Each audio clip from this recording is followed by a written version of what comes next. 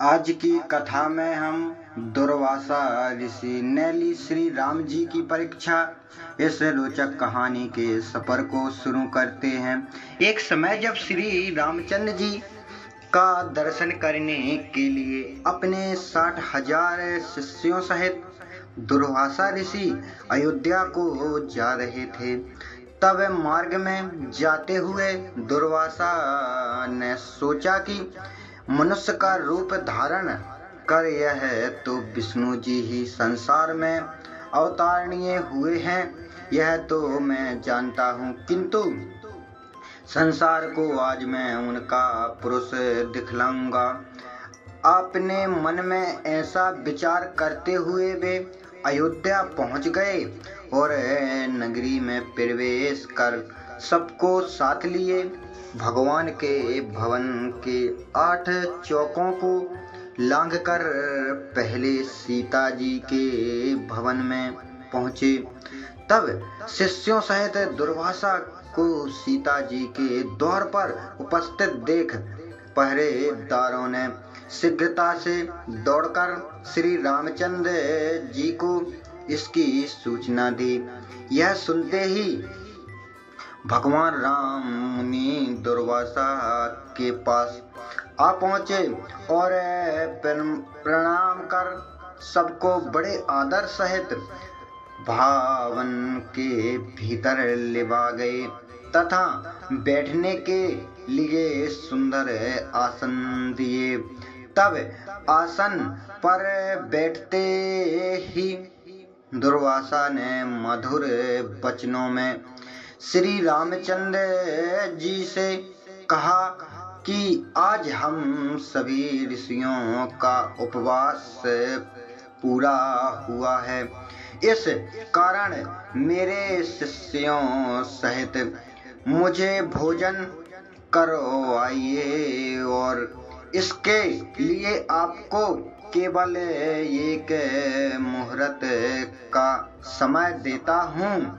साथ ही यह भी ज्ञात रहे कि मेरा यह भोजन जल, धेनु और अग्नि की सहायता से प्रस्तुत न किया जाएगा। केवल एक मुहूर्त में ही मेरा इच्छा अनुसार वह भोजन जिसमें विविध प्रकार के पकवान प्रस्तुत हों मुझे प्राप्त हों। इसके अतिरिक्त यदि तुम अपने गृहस्थ धर्म की रक्षा चाहो तो शिव पूजन निमित्त मुझे ऐसे पुष्प मंगवा दो कि जो जैसे पुष्प यहाँ अब तक किसी ने देखे ना हो।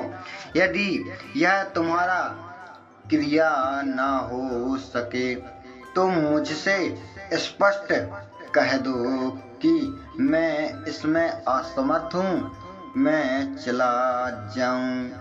तब मुनि की इस बात को सुनकर श्री रामचंद्र जी ने मुस्कुराते हुए नम्रता से कहा, हे भगवान, मुझे आपकी यह सब आज्ञा स्वीकार है।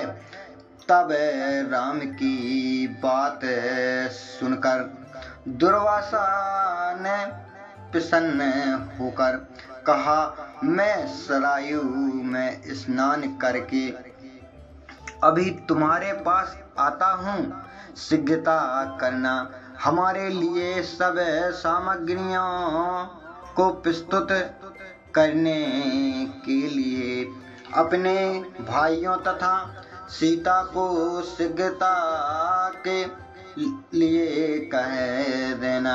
रामचंद्र जी ने कहा, अच्छा, आप जाइए, स्नान कर आइए। दुर्वासा जी स्नान करने चले गए। राम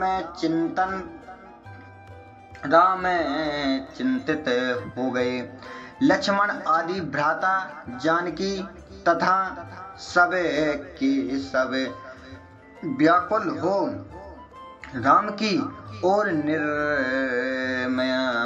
में से दृष्टि से देखने लगे कि मुनि ने तो इस प्रकार की सब अद्भुत वस्तुएं मांगी हैं।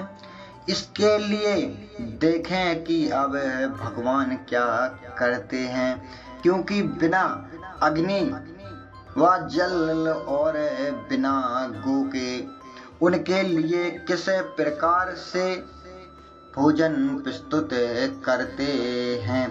तब रामचंद्र जी ने लक्ष्मण जी से एक पत्र लिखवाया, फिर उस पत्र को अपने बाण में बांधकर धनुष पर चढ़ाया और छोड़ दिया। वह बाण वायु वेग से उड़कर अमरावती में इंद्र की सुधर्मा नामक सभा में जाकर उनके सामने गिर पड़ा। उस बाण को देखकर इंद्र व्याकुल हो गए कि यह किसका बाण है। फिर उठकर जो देखा तो उस पर राम का नाम अंकित था। फिर उसमें बांधे पत्र को खोलकर पड़ा। पत्र खोलते ही वह बाण फिर वहां से उड़कर राम के तरकस में आ घुसा। इधर इंद्र ने उस पत्र को सभा में बैठे हुए सब देवताओं को सुनाया। उसमें लिखा था, इंद्र स्वर्ग में सुखी रहो, मैं सर्वदा तुम्हारा स्मरण करता रहता हूँ, परंतु तुम्हें एक आज्ञा देता हूँ। आज 1000 वर्ष के भूखे हुए दुर्वासा मुनि अपने 60,000 शिष्यों के साथ मेरे यहाँ आए हैं। वे ऐसा भोजन चाहते हैं जो गाऊ जल अथवा अग्नि के द्वारा सिद्ध न किया हो। इसके साथ ही उन्हें शिव पूजन के लिए ऐसे पुष्प मांगे हैं जिन्हें कि अब तक मनुष्यों ने न देखा हो। मैंने उनकी यह मांग स्वीकार कर ली है। वे सरायू में स्नान करने गए हैं, इसलिए तुम शीघ्र ही कल्प वृक्ष और परिजात जो क्षीर सागर से निकले हैं क्षण मात्र में मेरे पास भेज दो।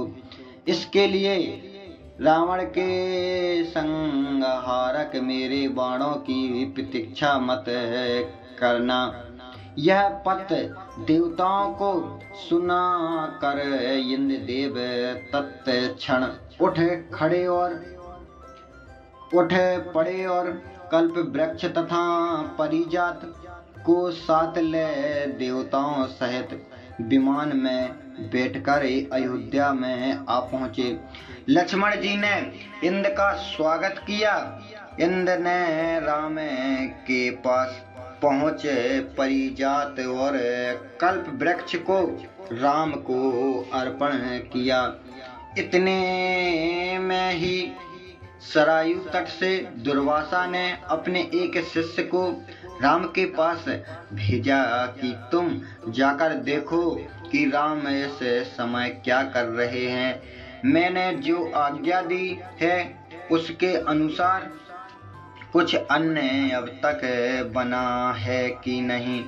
अब तक वैसे ही चिंत मग्न हैं या कुछ कर रहे हैं। यदि मेरी आज्ञा अनुसार पकवान प्रस्तुत कर रहे हैं तो अब तक कितनी सामग्री तैयार हुई है, यह सब तुम चुपके से देखकर मेरे पास आओ। तब जो आज्ञा ऐसा कहकर वह शिष्य राम के भवन में आया। देखा तो कल्प वृक्ष और परिजात से युक्त देवताओं की मंडली में राम विराजमान हैं। यह देखकर उस शिष्य ने शीघ्र ही दुर्वासा के पास जाकर वह समाचार कह सुनाया। शिष्य की यह बात सुनकर दुर्वासा को आश्चर्य हुआ। स्नान कर शिष्यों को साथ ले दुर्वासा ऋषि भी रामचंद्र जी के सुंदर भवन में आ पहुँचे। दुर्वासा जी को आया देख देवताओं सहित राम ने उठकर उन्हें तथा उनके सब शिष्यों को बड़े आदर के साथ प्रणाम किया और उत्तम आसन पर बिठाकर सीता तथा लक्ष्मण आदि के साथ उनकी पूजा की। फिर जिन पुष्पों को मनुष्यों ने अब तक नहीं देखा था, शिव पूजन के हेतु परिजात के उन पुष्पों को राम ने दुर्वासा के समक्ष प्रस्तुत किया।